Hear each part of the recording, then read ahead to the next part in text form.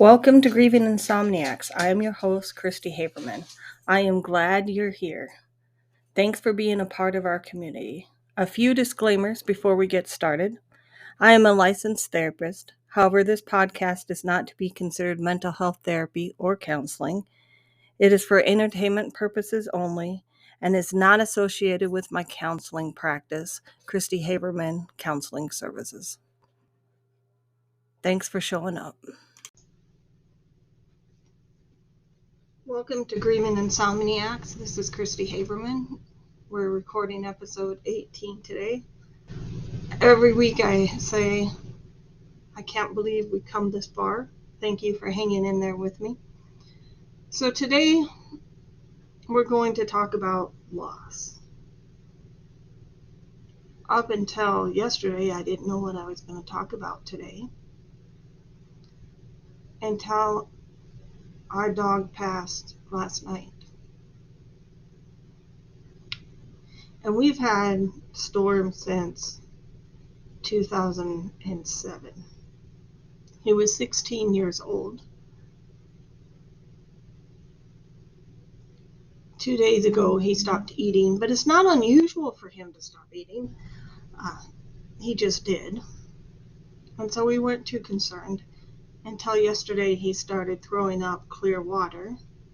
And then he drank some more, and then he threw up some more water, and then he started to not be able to walk.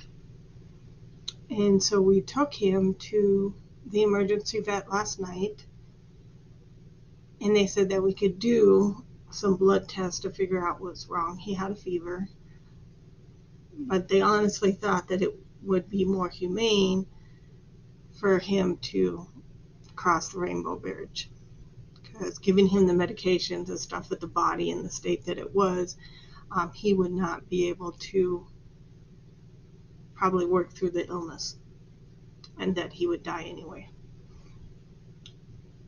So to elevate his suffering, we decided to go ahead and follow their recommendations, and he crossed the rainbow bridge.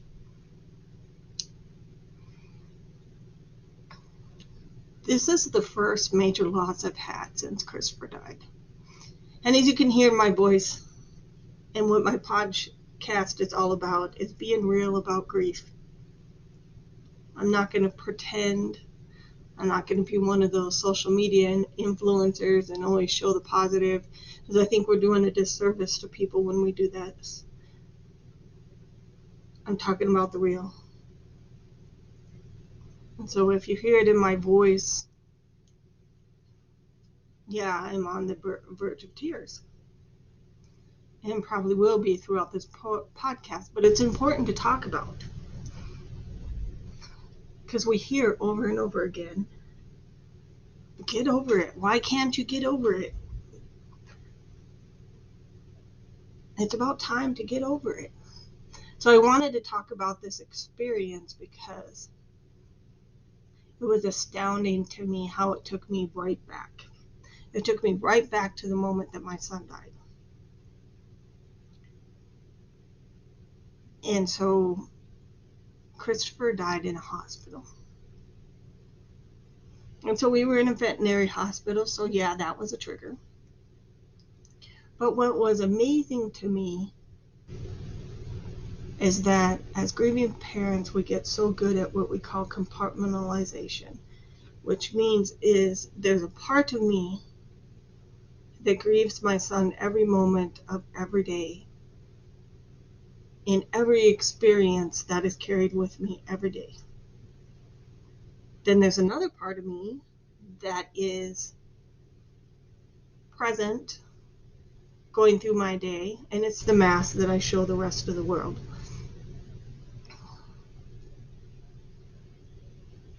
So I'm present there with my dog, but the other part of me is screaming about how this can't be happening again. But I talk about it all the time. And people get really uncomfortable with me in my personal life when I talk about this, but death comes for all of us. And losing a child teaches you that lesson more than anything in the world, that death is right around the corner for any one of us. And so it came from my dog. And they give the dog a sedative. So they gave my dog the sedative, and I started to have a panic attack because I wanted to go backwards. I wanted to take back the decision that we had made.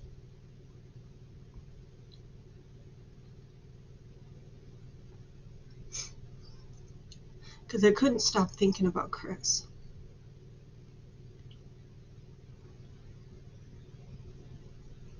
And so the circumstances of Christopher's death were that he was in the hospital. They didn't hook him up into any electronic monitoring equipment. You know how you go to the hospital and they hook you up to we can see your heart rate, we can monitor your blood pressure, we can monitor your oxygen.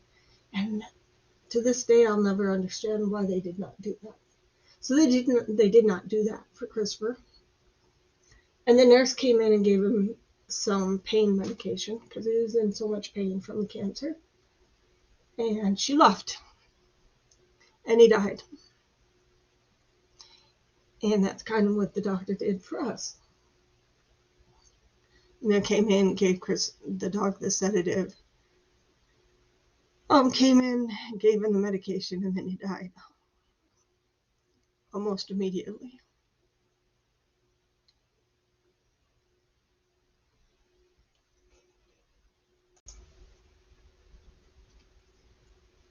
So right after my dog died, it's just uncontrollable crying. But at the same time, it's just so weird because then at the same time I'm experiencing my son's death all over again. And it's just, to me, it was just like living as two different people inside of one body. And I did not realize until that moment how compartmentalized my grief was. Which means that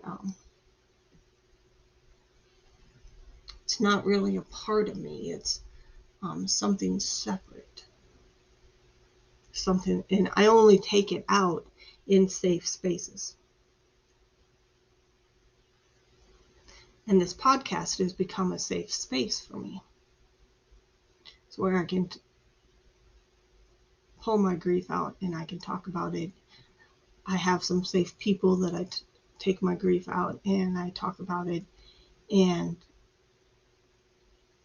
it just hit home how, whether we like it or not, we can't just get over it. I just don't see how. I was no more in control of whether or not I was thinking about my son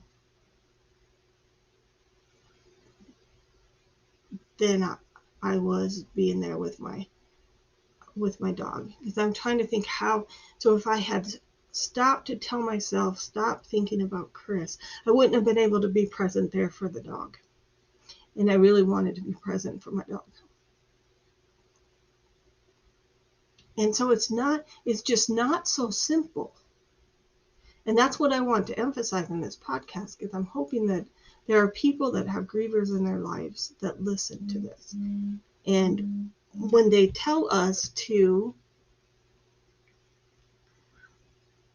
just get over it, they don't understand what an impossible task that is. I just can't, I can't get over it. I'm not sure that we're designed as human beings to get over it either. That's the other thing. And I'm not sure I want to, because I'm a full functioning human being with emotions and memories and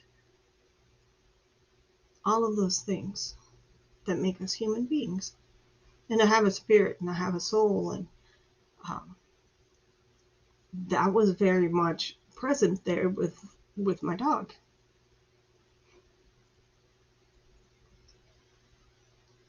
So for those of you that haven't experienced another loss after the loss of your child, I don't want you to be blindsided by how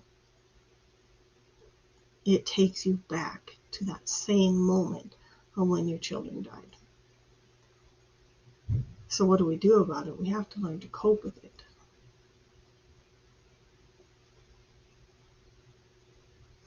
And coping with it, people like so misunderstand grief. Coping with it means leaning into the pain, allowing yourself to feel the pain, and just allowing it to pass through you. Because the minute you try to stop it, say, no, you shouldn't be feeling this way, you put up a block, which pretty much ensures that it's going to stay in your body and it's going to stay there and you're going to continue to think about it. So you have to let it pass. You have to let it pass through you. And I think understanding that, learning to move through these losses will help you in the future when you have more losses. But it's just very, very surprising to me at how quickly I went back to that moment. So I want to talk about the panic attack for a second. So had given the dog the sedative and I was starting to have a panic attack. And so I'm flashing back to Christopher in the hospital. The crazy thing is I wasn't there though, but I still have a very clear image inside of my head. And it's almost like simultaneously I'm thinking that if I could stop what was happening with my dog, I could stop Christopher from dying. I talked about cognitive behavioral therapy and irrational beliefs. Well, that would be a irrational belief, right? That those things are happening in the same moment in time, and that one would stop the other. But nothing about grief is rational. Nothing. And I think that's one of the things that we need to understand and accept about ourselves, is that thoughts like those are part of the grieving process. Because if we woulda, coulda, shoulda, we would have stopped it. I know I would have. I would have died for him if I could have. And I know so many mothers out there. I don't even have to talk to you individually to know that you would do the same.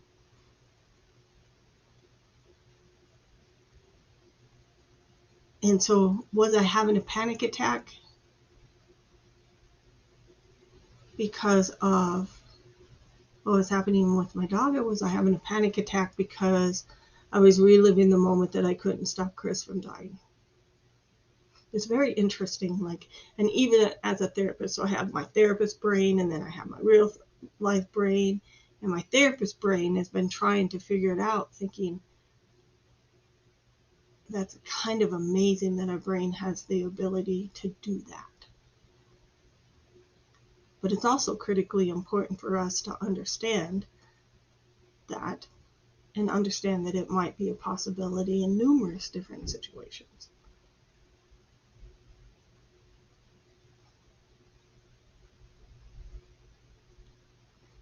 And I still have been crying off and on all day. But I'm kind of afraid to go to work.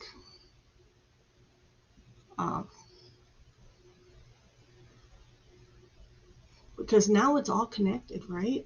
So you experience one loss, that loss compounds another loss, and it compounds another loss. And I'm like, will I be able to function all day? Will I be able to compartmentalize this and put it away with Chris and, not think about it all day? And I don't know if I can put it back in the box that I keep it in so that I can function during the day. And I want you to know that I think that there's a lot of people in this world that have lost children that do that. They have a box that they put it in, that they've created, that allows them to function in the world. And so I know I have. So I don't know what I'm going to do if I lose another family member. So I was able to stop my panic attack in that moment in order to be there for my dog.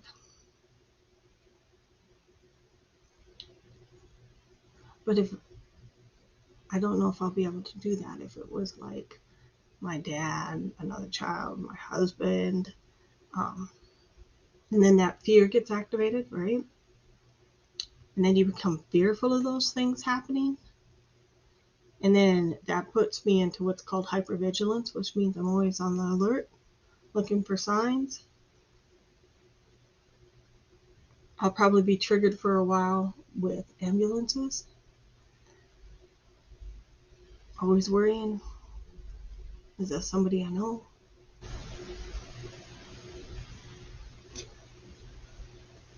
And just trying to move through this. So I thought for sure that I would have a nightmare last night, and I did not. Luckily. But maybe that's because I was expecting the nightmare, so I was on kind of alert to keep myself from having a nightmare. It's probably, I'll start having them when I relax.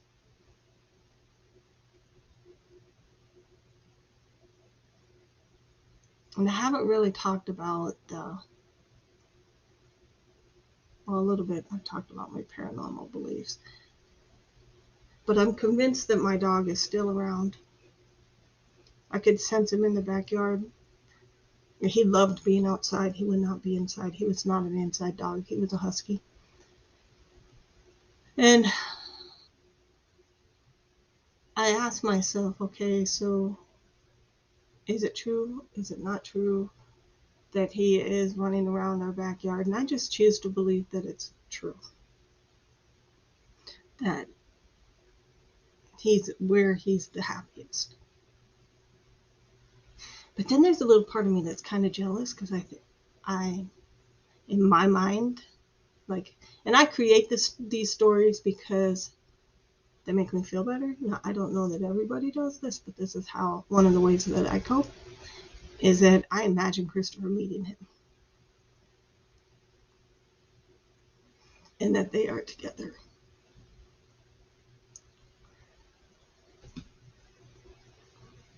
Now, he never knew Storm, but I don't think that matters. Because love is everything. And it crosses the boundaries between here and there. And I've had dreams. I had a very vivid dream one time. I still remember it. It's like a dream within a dream. I'll be dreaming something, and then something else will happen. So I had a dog named Bo. And he died before Christopher died too. And so Bo was going up the stairs, and I'm following Bo up the stairs. He's a lab. And it's kind of like this tunnel, and I get to the top. And I don't know the top of what, but I just know that it was the top of something. And there was a kitchen table there, and Christopher was there. And Christopher was there with our other dog, Sky, that had died, and Bear. And then he had a dog named Dixie. And they were all there together. And I remember having a conversation with him, but I don't remember the content. And sometimes I really wish I would.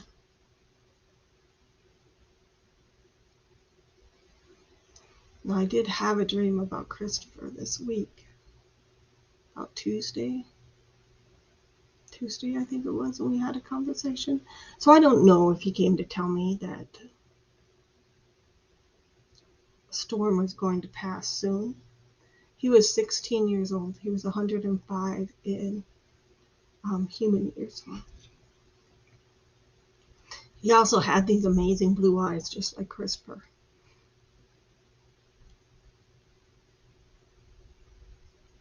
And so I imagine them together. It helps me cope. And it's comforting to me to know that Christopher's not alone.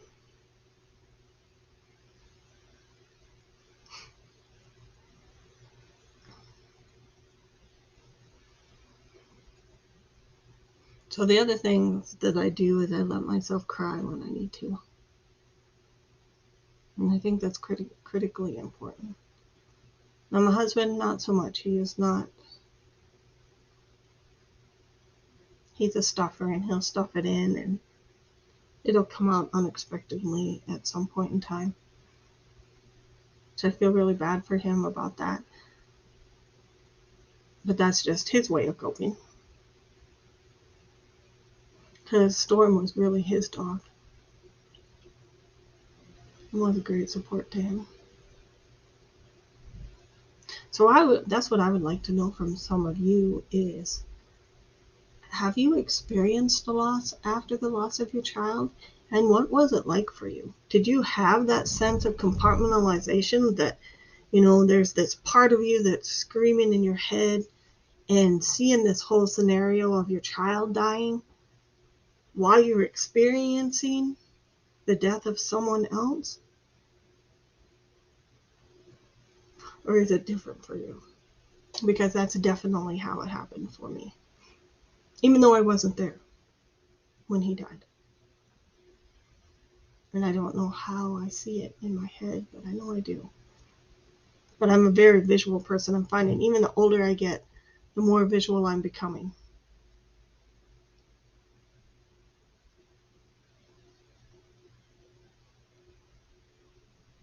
I'm listening to the rain right now. It's like the world is crying because Storm died.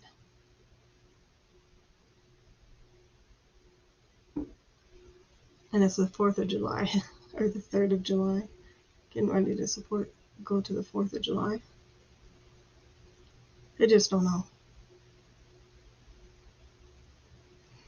I wish I lived in a world where death wasn't a part of it.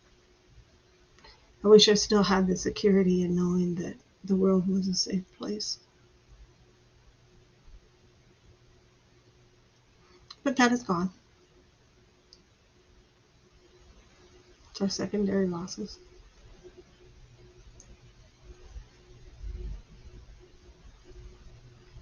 And so will Storm be. So I don't know if we'll get another dog again. I don't know if I can handle it, to be honest with you guys. It's such a struggle. I'm so terrified of feeling like that. And maybe that's it. Because I talk about acceptance. But maybe I haven't accepted. It's just the pain is so deep.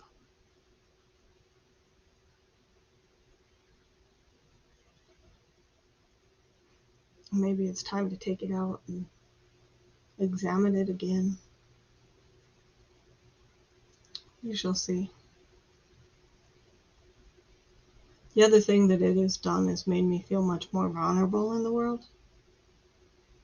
And right now there's so much going on in our world, politically and otherwise, that being vulnerable doesn't feel very good.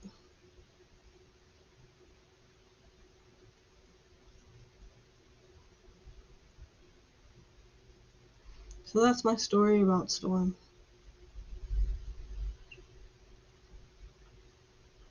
And my experiences with it. Experienced death again. Do you ever imagine what death looks like? I know I do.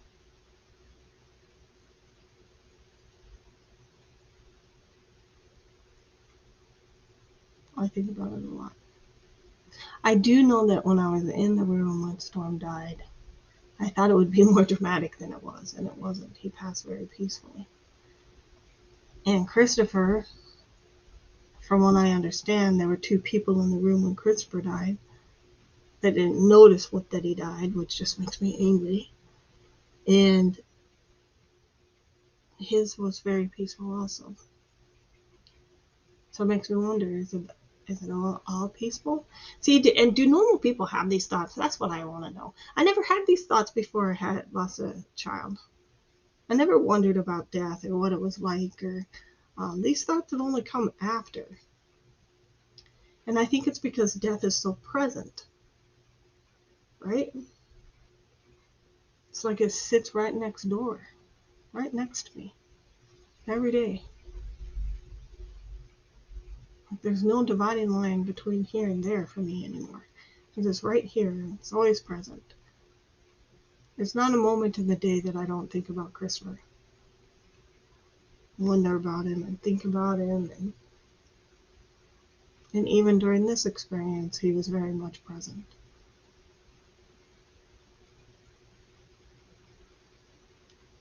So thank you for listening.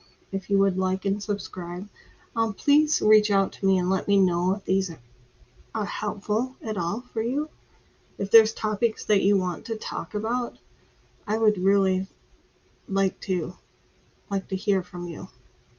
You can reach me at grievinginsomniacs@gmail.com. I'm on Instagram, grievinginsomniacs. I'm on Facebook. I'm finding I don't get much traffic on Facebook. grievinginsomniacs.com or Grieving Insomniacs at Facebook, and CristiHaberman.com for my website. So thank you for listening. Have a happy 4th, or as much of a happy 4th as you can. Thank you for listening.